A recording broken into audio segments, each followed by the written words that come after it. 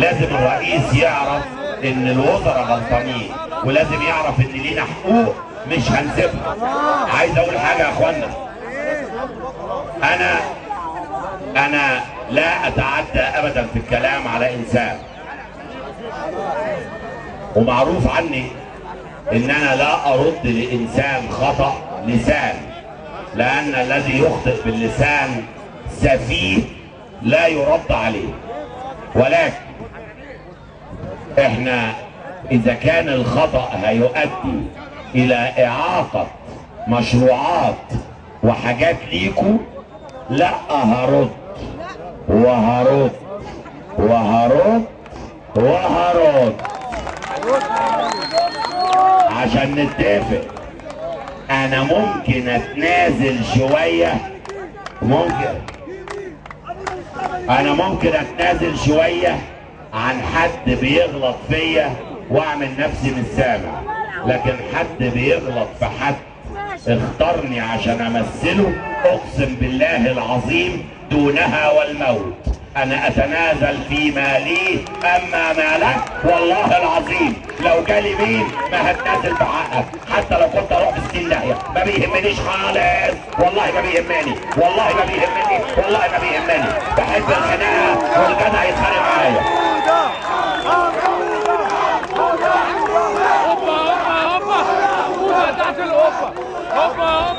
والله العظيم ثلاثة، والله العظيم ثلاثة بحب الخناق وبموت فيه، واليوم اللي ما يبقاش فيه خناق لمصلحة حد ما بعرفش اعيش، لكن لنفسي انا متنازل تماما عن اي حد يغلط. ده ناس هايفة وسفيهة ما ردش عليها، انا اكبر من كده، لكن حد يغلط في حد طلب مني ان انا امثله، اقسم بالله العظيم اموت قبل ما هو. وكان في موقف هنا لاحد الرجال المحترمين اللي ما بيعيرونيش، كان في موقف هنا انتوا عارفينه كلكم يعني بلاء، لاحد الرجال المحترمين اللي ما بيأيدنيش وبيأيد خصم من خصومي، وكنت قاعد عنده وحبوا ياخدوه هو قاعد معايا.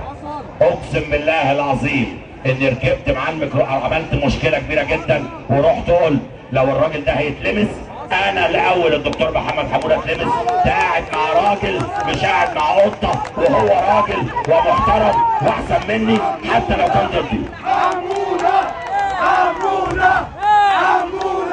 مش هيحصل ظلم بعد كده، مفيش واحد هيتظلم، مفيش واحد هيفترى عليه في دايرتي الا لو انا رقبتي راحت قبل ما هو يفترى عليه رقبتي تروح. ولكن مفيش واحد هيبيع برشام، مفيش واحد هيبيع مخدرات، مفيش بلطجي. كلامي واضح عشان ما نزعلش، عشان ما حدش يزعل مني، الكلام واضح، ما حدش يجي يقول لي ليه لا. احنا عايزين حينا زي ما هو حي فخور يفضل حي فخور. انتوا عايزين يتقال على حينا العظيم ان حينا ده في عيال بتبيع مخدرات؟ مش هيحصل، مش هيحصل ان الحي بتاعنا يجي له واحد. انتوا خدوا بالكم يا اخوانا من حاجه، سمعه الحي تساعد على تنقية وتوصيل التطوير ليه.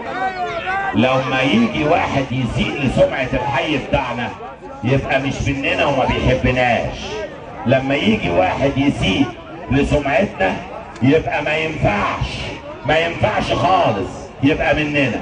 دي حاجة. الحاجة التانية، انا بترجى الاول كل راجل اعمال وتاجر موجود في حي بولاق والازبكية، ارجوكم من قلبي انا هعمل مع مجلس الاداره صندوق تنميه شارب الفكره، اخويا الحبيب محمد ابو العلا واخويا الحبيب صلاح سلطان، فتحيه الاول للاثنين.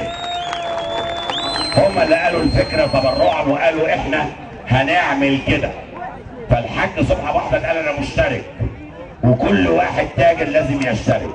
اللي هيشترك في الصندوق ده مننا، اللي بيحبنا هيشترك عشان نقدر، الصندوق هيمسكه، هيبقى تحت لجنه اشراف المجلس الاداره. انا بعيد عنه تماما، غير ان انا اراجع الارقام والمشروعات، انا هجيب اللي يعمل المشروعات، لكن وهيتبرع فيه رجال اعمال من بره، ده مسؤوليتي.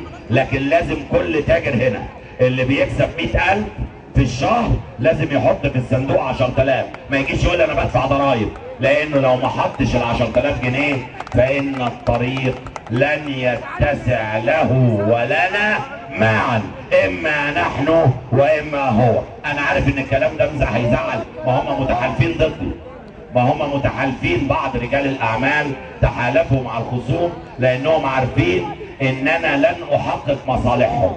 ما بيهمنيش، انا اقول اللي انا عايزه. قالوا لي الفريق اللي بيعمل معايا من بره البولاق والازبكيه، يعني اللي هو السياسي، يعني بينصحوني بالسياسه. قالوا لي ما تقولش كده لحسن يحطوا ايديهم في ايدين بعض ويخسروك في الاعاده. وفعلا فوجئت ان هم قعدوا كلهم وحطوا ايديهم في ايدين بعض. قال لك لو رحنا لاعاده احنا كلنا نختار واحد مننا، عشان ورجال الاعمال والتجار هيدونا فلوس ويدعمونا عشان خاطر ده ما ينجحش لحسن يخرب بيوتنا.